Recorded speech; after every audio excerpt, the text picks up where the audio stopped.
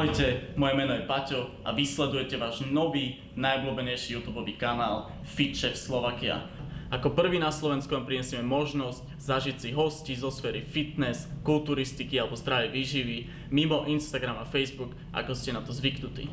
Okrem skvelých receptov vás čakajú vysvetlenia, čo sú to nutričné hodnoty, na čo si dávať pozor a dostanete trošku iný pohľad na svet zdravého stravovania, prípadne cvičenia, ako si zvyknutí od svojho premudrelého kamaráta alebo wannabe trénera, ktorý si absolvoval dvojdenný kurz a cíti sa ako Ronnie Coleman osobne. Nebudem zdržiavať, prejdeme rovno na prvého hostia, ktorým nie je nik iný ako môj dlhoročný kamarát, dvojnásobný majster sveta, majster Európy, Vlado Pečeňa. Čau Vlado, vítaj u nás. Čau. Človeče, neviem čo so sebou robíš, ale človek, aby ťa byl varekovaný rukou, skoro som si ju zlomil. Čo ideme dneska variť? Dneska si urobíme zapekané avokádo s vajíčkom, kde vlastne hlavným zdrojom energie sú tuky. Dobre. Žiadne sacharidy, iba bielkoviny. Takže to je výnimočnosť toho avokáda. Presne tak. Super, tak poďme na to. Pracovný oddel máme na sebe, zástiery sú pripravené na zašpinenie. Vlado, prosím ťa, zrekapituluj nám, čo všetko dneska potrebujeme. Tak hlavné ingrediencie máme avokádo, vajíčka, k avokádo si jemne okoreníme, osolíme, dáme zapiecť, no a keď už to bude všetko hotové, tak ako ozdoba dáme nejaké rajčinky, bazálku, no a na vrch toho avokáda dáme tieto plátky mandly. Vynikajúco. Môžeme začať.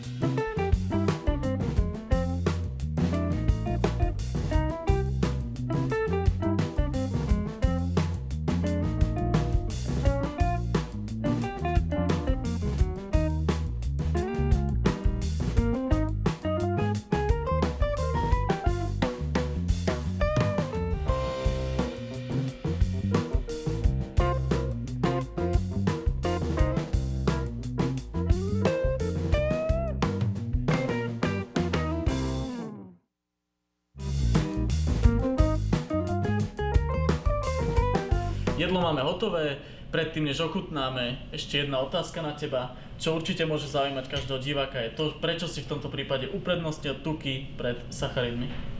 Tak ako som už povedal na začiatku, toto je absolútne jedlo do diety.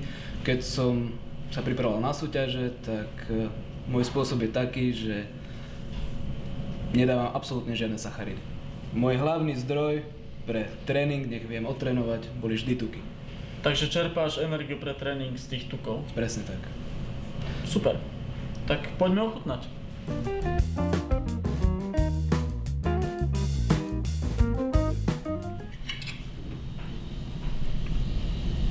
No som zvedavý. Čo na to hovoríš?